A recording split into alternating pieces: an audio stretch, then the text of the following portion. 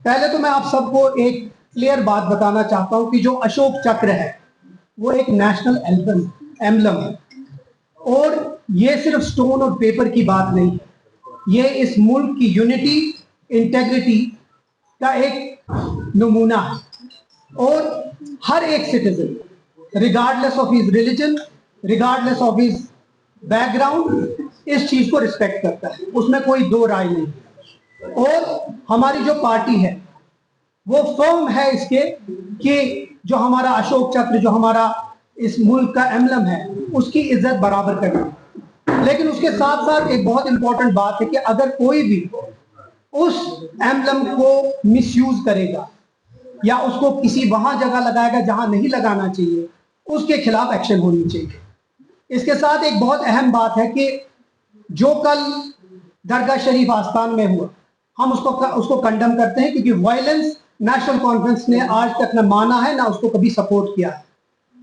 इसका तरीका बेहतर हो सकता था, बेहतर तरीके से उसको हैंडल किया जा सकता था, लेकिन नहीं किया गया क्योंकि इसमें रिलीजियस सेंटिमेंट जो है उसमें वो हर्ट हुए हैं। उसी के बरक्स कुछ ऐसी चीजें हुई जो नहीं होनी चाहिए, वो अफसोस है। लेकिन उसके बदले उनके ऊपर एफआईआर और पीएसए की धमकी देना मुझे लगता है वो बहुत सरासर गलत है और हम उसको सरासर कंडेम करते हैं। सबसे इंपॉर्टेंट चीज जो मैं यहां बोलना चाहूंगा कि इस मुल्क में और इस रियासत में जब भी आपने देखा होगा कि यहां जब भी फाउंडेशन स्टोन्स लगे किसी भी जाए, चाहे वो इस मुल्क के टॉप लीडर हो या इस रियासत के टॉप लीडर हो, कभी भी उनने फाउंडेशन स्टोन पे नेशनल एम्बलम का यूज नहीं किया है। तो क्या हमारी जो ये वीसी साहिबा है, क्या ये उन सब से ऊपर है? क्या ये उन सब से ऊपर है? क्या इस कॉन्स्टिट्यूशन से ऊपर है? तो मुझे लगता है कि या तो ये पुअर जजमेंट था और ये एक वायलेशन ऑफ लॉ है। तो इस पार्टी की और हम एमएलए का डिमांड है कि उसका इमीडिएट डिसमिसल होना चाहिए। We demand immediate dismissal of the vice chairman of वक्फ। उसके साथ जो भी, क्योंकि एक वायलेशन ऑफ लॉ है, जो भी एक्शन हो अंडर लॉ उसके खिलाफ एक्शन लिया जाना चाहिए। अब जहां तक इसकी बात करें, मैं आपको थोड़ा सा इसके ऊपर बात बताऊंगा कि जो स्टेट एम्बलम का लॉ है, जो एक्ट है 2005 का, वो एम्बिगुअस है और उसमें क्लियरली मेंशन्ड है the emblem can not be used for religious purposes without explicit government permission. तो using it on a foundation in a religious place amounts to improper use under section 3 of the act.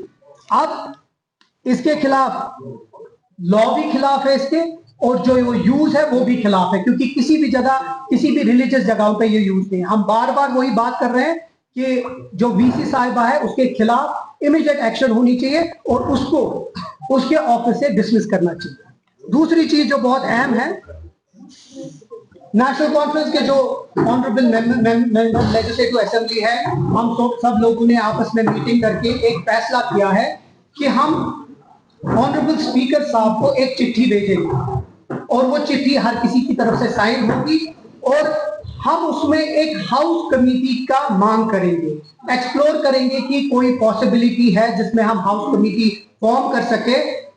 जो भी bungling वक्फ board में 2019 के बाद हुई है, वो चाहे हजरतबल में हो, एम्बेसमेंट में हो, हजरतबल में टेंडरिंग प्रोसेस में, क्योंकि बहुत सारे लोग ये कहते हैं कि टेंडरिंग प्रोसेस बाज़ाब्ता किसी के लॉ के हिसाब से नहीं हुई, दिया गया है, ऑनलाइन नहीं हुआ। और दूसरा, अलॉटमेंट ऑफ कॉन्ट्रैक्ट जो हुआ वो किसी से पूछ के नहीं हुआ, खुद ही जिसको जिसकी पसंद थी उसको दे दिया। हम चाहते हैं कि इसमें ट्रांसपेरेंसी हो और इसमें क्लियर हो। इसी के लिए हम डिमांड करेंगे और एक्सप्लोर करेंगे पॉसिबिलिटी कि एक हाउस कमेटी बने जिससे हम, चाहे वो साउथ हो, चाहे वो सेंट्रल कश्मीर हो, चाहे वो नॉर्थ कश्मीर में जितनी भी वक्फ प्रॉपर्टीज है, चाहे वो जम्मू की भी हो, जिधर जिधर जियारतों पे टेंडरिंग प्रोसेस नहीं हुई है और बंगलिंग हुई है और अपने लोगों को कॉन्ट्रैक्ट दिया गया है, हम चाहते हैं कि उसके ऊपर एक कमेटी बने जो इसको इन्वेस्टिगेट करे और उसके बाद जितनी भी धांधलियां हुई हैं उसको बाहर आए। क्योंकि इसके साथ मैं एक बहुत अहम बात करना चाहूंगा कि ओडिशा हाई कोर्ट में दिसंबर 7, 2024 में भी एक पीआईएल दर्ज हुई थी बाय गजम based NGO highlighting repeated violation of the act. और उसमें भी हाई कोर्ट ने बड़ा क्लियरली मेंशन किया था कि जो एम्बलम है उसको मिसयूज होने पे वो एक्ट करता है वायलेट और उसके ऊपर सजा होनी चाहिए। तो ये एक अहम चीज है जिसपे मैं आप सबको बुलाया गया था। हम समझते हैं कि जो कल हुआ वो अफसोसनाक है, लेकिन उसका जो रिजल्ट था वो अफसोसनाक है, क्योंकि अगर आपको याद होगा कि शेर कश्मीर साहब की वक्त से जब भी हजरत बल दरगाह में जब भी काम हुआ, आज तक कभी भी उधर कोई भी फाउंडेशन स्टोन, चाहे वो फारूक अब्दुल्ला साहब हो, चाहे वो मुफ्ती मोहम्मद सईद साहब हो, चाहे वो महबूबा मुफ्ती साहिबा हो, चाहे वो उमर अब्दुल्ला साहब हो, कभी भी दरगाह आस्थान पे या किसी भी आस्थान पे फाउंडेशन स्टोन नहीं लगे। तो ये किस मकसद से किया गया? क्या जानबूझ के ये किसी तरीके से रिलीजियस सेंटिमेंट्स को हर्ट करने के तरीके से हुआ? उस चीज पे भी हमें गौर फिक्र करनी है और हमारी डिमांड होगी कि पुलिस इस पे एक्शन ले, मिसयूज और जो वायलेशन हुआ उस पे एक्शन ले। और जो कल वहां एक इंसिडेंट हुआ उस पे पीएसए की जो धमकी दी गई, उससे पता चलता है कि ये लोग सिर्फ इंटिमिडेट करना चाहते हैं और किसी तरीके से कश्मीर के लोगों को ये किसी तरीके से इंटिमिडेट करना चाहते हैं और गुंडागर्दी करना चाहते हैं। जो और सबसे बड़ी अफसोसनाक है, रिलीजियस सेंटिमेंट हर्ट हुए। मैं फिर से वो बात को रिपीट करूंगा कि जो वायलेंस हुआ, जो वहां हुआ, वो होना नहीं चाहिए, लेकिन उसको सबको पूरे कश्मीर को दहशतगर्द बनाना और उनको कहना कि ये दहशतगर्द और टेररिस्ट है क्योंकि ये रिलीजियस सेंटिमेंट हर्ट हुआ है। इसके बरक्स की वीसी साहिबा माफी मांगती कश्मीर के लोगों से कि एक रिलीजियस प्लेस पे उनकी सैंक्टिटी को ब्रेक किया, वो उनको दहशतगर्द करके उनके ऊपर पीएसए लगाने की धमकी देती है। हम उसका पुरजोर तरीके से मजम्मत करना चाहते हैं और यही चीज opening dismissal of a vice chairperson, but it is under the jurisdiction of CM. तो आप किसको ये अपील कर रहे हैं कि उसको डिसमिस करने की? देखिए, क्योंकि ये सेंट्रल एक्ट की तरफ से है, वो जस्टिस साहब भी इसके ऊपर बात करेंगे। हम चाहते हैं चाहे वो, क्योंकि ये एलजी के हिसाब से है, तो हम चाहते हैं कि जल्द से जल्द। But you often say that only police is under my jurisdiction. Rest all that is under the CM's office. देखिए, ये सेंट्रल वक्फ बोर्ड के अंडर आता है।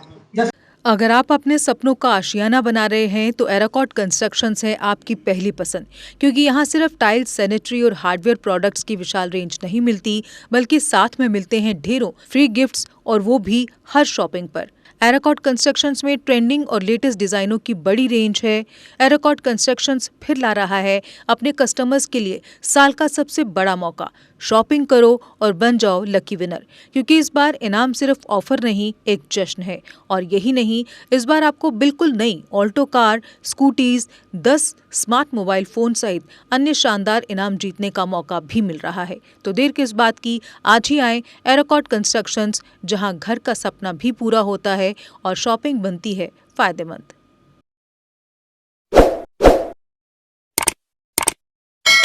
जम्मू कश्मीर की खबरों के लिए जुड़े रहिए जीके अपडेट के साथ।